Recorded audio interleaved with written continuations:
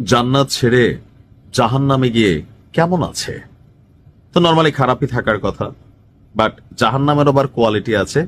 কিছু জাহান্নাম আছে এই মুহূর্তে, মানে দুনিয়াতে থাকা জান্নাত জাহান্নাম হিসাব করলে আহ আসলে যেটা জাহান্নাম ওইটাই জান্নাত, আর যেটা জান্নাত ওইটাই ওয়ান কাইন্ড অফ জাহান্নাম। তবে যারাই রাষ্ট্রীয় ক্ষমতায় থাকে, বাংলাদেশকে কেউ ইউরোপ দেখেন, কেউ সিঙ্গাপুর দেখেন, কেউ খুব উন্নতি দেখেন, মানে যে যখন ক্ষমতায় থাকে এই কথাগুলোই বলে। তবে বাংলাদেশের মানুষ বেহেশতে আছে, এরকম এক ডায়লগ দিয়া মাঠটা গরম করে ফেলছিলেন তৎকালীন সময় আওয়ামী লীগের যারা খুবই আলোচিত, সমালোচিত, অথবা যাদের কথায় ট্রল হতো। একজন, তিনি হচ্ছেন যে সাবেক পররাষ্ট্রমন্ত্রী এবং সিলেট 1 আসনের এমপি ডক্টর এ কে আব্দুল মোমেন। চিনতেই পারছেন তো। তিনি আপনার বিভিন্ন সময় বিভিন্ন বক্তব্য দিয়েছিলেন। সবচেয়ে চাঞ্চল্যকর তথ্য আসছে যেটা 5ই আগস্ট 2024 আওয়ামী লীগ সরকার পতনের আগেই অনেক নেতা সুযোগ বুঝে দেশ ছেড়ে দিছিলেন, পরে অনেকেই গেছেন। এর মধ্যে চাঞ্চল্যকর তথ্য হচ্ছে এই ডক্টর এ কে আব্দুল মোমেন আপনার 2024-এর আগস্ট থেকে 2025-এর মে বা জুন মাস পর্যন্ত তিনি বাংলাদেশেই ছিলেন। কিভাবে ছিলেন, কিভাবে সম্ভব হলো, কেন তাকে পাওয়া গেল না? চাঞ্চল্যকর এক তথ্য দিয়েছেন আজকে ডক্টর এ কে আব্দুল মোমেন, যে 5ই আগস্টের পর তিনি কিভাবে বাংলাদেশে সার্ভাইভ করেছেন। এই মুহূর্তে তিনি সম্ভবত যুক্তরাষ্ট্রে আছেন।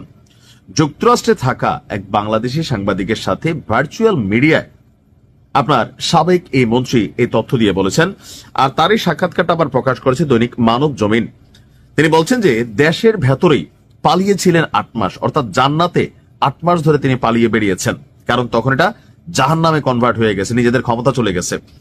ধরা পড়ার ভয়ে একাধিকবার বাসা বদল করেছেন। এখন ওনার চেহারাটা এত পরিচিত যে উনি রাস্তায় যে বের হবে, এক কাপ চা খাবে, বাজার হাট করবে, সুযোগ ছিল না। আবার ধরেন কোনো বাসা ভাড়া নিবে, সে বাসার মালিক যিনি, তিনি যে ধরাই দিবেন না এটারও কিন্তু গ্যারান্টি ছিল না। তার মানে কি, একটা কঠিন সময় অলওয়েজ ইয়ানাফসি, জানি না দাড়িটারি রেখা চেহারা বদলাইছিলেন কিনা।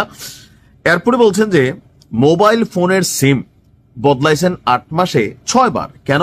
একটা মোবাইলে যখন কারোর সাথে কানেক্টিভিটি হয়ে যাচ্ছে, আর আজকের দিনে জানেন যে তথ্য প্রযুক্তির এই যুগে আপনি কোথায় আছেন, আপনার সাথে থাকা মোবাইলটা অন থাকলেই বাংলাদেশের সীমানার যে কোনো জায়গায়, যে চিপা ডাঙ্গায় থাকবেন, আর পুলিশের কাছে যদি তথ্য থাকে যে এটা আপনিই ব্যবহার করছেন, আপনাকে ধরা এক জাস্ট 2-4-10 ঘন্টার ব্যাপার। তো সেই কারণে 6 বার তিনি মোবাইলের সিম চেঞ্জ করেছেন। এমনকি চেহারায় এসেছে আমূল পরিবর্তন, দাড়িও রাখছেন। এখন দাড়ি না রাখা তো উপায় নাই, কেননা আপনার সালমান এফ রহমানের দাড়ি ছিল, কাইটা ফেলছে, যেন মানুষ সালমান এফ রহমান কল্পনা করলে এরকম চোখ বন্ধ করে সাদা দাড়ি মুস্টুস, হঠাৎ করে যখন মুস কাটছে আমার কাছে মনে হয়েছে বয়সটা এত বেশি না যতটা বয়স্ক মনে হয়েছে। তো মোমেন সাহেব করছেন উল্টা, দাড়ি রাখছেন। যাক, একটা সুন্নতি কাজ তিনি করছেন। 1 বছরের অধিক সময় তিনি অন্তরালে ছিলেন। খোঁজখবর পরিবারের খুব কাছের লোক ছাড়া কেউই জানতো না। গণঅভ্যুত্থানের পূর্ববর্তী সময়ে তিনি আসলে আমেরিকাতে ছিলেন, সেখান থেকে মাত্র কয়েকদিন আগে দেশে ফিরেন। আর তিনি আসার পরপরই দেশে গণঅভ্যুত্থান হয়। কপালটা খারাপ ছিল, ফলে তাকেও অন্যদের মতন আত্মগোপনে থাকতে হয়েছে। তো দেশ কিভাবে ছাড়লেন তিনি বলছেন এটা একটা নিয়ে একটা সিনেমা হইতে পারে, সুন্দর মুভি হবে। I was the last man to leave the country. আমি সর্বশেষ মানুষটি ছিলাম যে দেশ ছেড়েছি। আমি কোনো অন্যায় করিনি, কাউকে কোনোদিন জেলে পাঠাইনি, কোনো চুরি চামারি করিনি। সো আই ওয়াজ কনফিডেন্ট, আমি কেন পালাবো? কিন্তু যখন কর্নেল সাহেব আমাকে ফোন করে বললেন sir we will protect you, তখন সবাই আমাকে বলল স্যার আপনার নম্বর পেয়ে গেছে, আপনি এখান থেকে পালান। অর্থাৎ আর্মি থেকে কোনো একটা ফোন গিয়েছিল। তো আমি কোনো আত্মীয় স্বজনের বাড়িতে যাইনি, আমার সব আত্মীয় স্বজন পাবলিকলি নোন, অর্থাৎ তাদেরকে সবাই চিনে। আমি অন্যান্য লোকের যেমন রেন্ট হাউসের বাড়িতে ছিলাম, এটা আমার খুব কাজে দিয়েছে। এক বাসার মালিকের সঙ্গে দেখা হয়েছিল, সেই মালিককে আমি জিজ্ঞেস করলাম আপনার এগুলো তো সুন্দর। উনাকে আমি আগে চিনতাম, উনি এসে বললেন আমরা গার্মেন্টস ব্যবসায়ী, হোটেলে আমাদের বায়ারকে রাখি না, বাসায় রাখি, এজন্য বাসা সুন্দর করে রাখি। এখন যেহেতু দেশে কোনো বায়ার আসতেছে না, কেউ আসলে সিঙ্গাপুর বা ব্যাংকক পর্যন্ত আসে, ঢাকায় ভয় পায় আসে না, সেই জন্য সব খালি, তার জন্য আপনি ভাড়া পাচ্ছেন। আমি পালিয়ে ছিলাম যাতে বাইরের কেউ চিনতে না পারে, মবের জ্বালায় অস্থির ছিলাম। নাপিতের কাছে গেলাম, এক বাসায় গেলাম সার্টেন টাইমে, ওই বাসায় এক নাপিত এলো, সেটি আমার বাসা না, আরেকজনের বাড়িতে, যাতে ওই নাপিত কাউকে বলতে পারে না কোথায় আমার সঙ্গে দেখা করা হয়েছে? মানে তিনি নিজের বাসায় চুলদারি না কাটটা আরেকজনের বাসায় নাপিতে না চুলদারি কাটছেন, যদি নাপিত গিয়া বইলা দে। আচ্ছা, আমার বউয়ের প্রেসারে এবং ওনার বুদ্ধিতে বের হয়েছি। এই যে বের হয়েছি, কিছু জানি না, কারণ আমি তো ফোনে কথা বলতে পারি না। She make this arrangement. মহিলাদের উপর ভরসা রাখা উচিত। যারা হালকা নিচ্ছেন যে বেরিয়ে এতে কি বুঝে, তুমি কি বুঝো? মুসলিম ভাইয়ের বউ মাঝে মাঝে এই একটা কয়, তোর বাইরে যদি ভালো একটা বুদ্ধি দেই, তো বেরিয়ে এদের কথা কি বেড়াইতে হনে? আসল পুরুষ সে শোনে না, সে মর্দ পুরুষ, মানে অনেকটা এরকমই আর কি।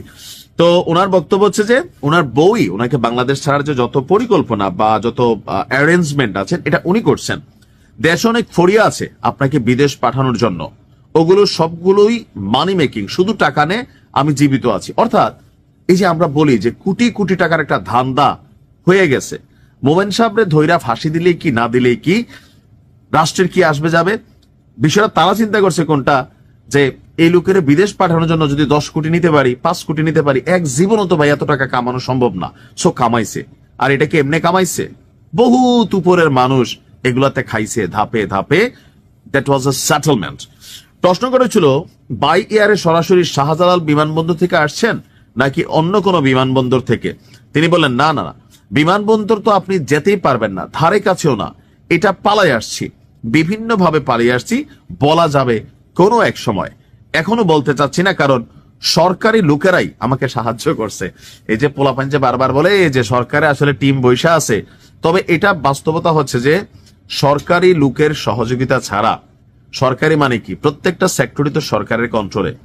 পুলিশ বলেন, তারপর হচ্ছে যে এয়ারপোর্ট বলেন, তারপর হচ্ছে যে মানে যত কিছু আছে, ইমিগ্রেশন বলেন, বা আমরা যখন ভিসার টিকিট কাটি, এখানে অনেক কিছুই এটা সরকারেরই শাখা প্রশাখা। সো এই লেভেলের কোনো মানুষ বাংলাদেশ থেকে বের হচ্ছে সরকারি লোকের সহযোগিতা ছাড়া, এটা পাগলও বিশ্বাস করবে না।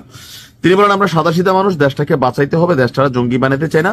তবে আওয়ামী লীগের মধ্যে যারাই আছেন, ডক্টর মোমেন সাহেব তিনি কথা একটু বেশি বলতেন, ভারতের প্রতি ওনার খুবই আনুগত্য ছিল, বৌজামাই সম্পর্কেও নিয়ে গেছেন, এমনকি ভারতের কাছে তিনি অনেক কৃতজ্ঞ, এরকম আমরা দেখছি, যার কারণে তিনি ট্রলের শিকার হইতেন।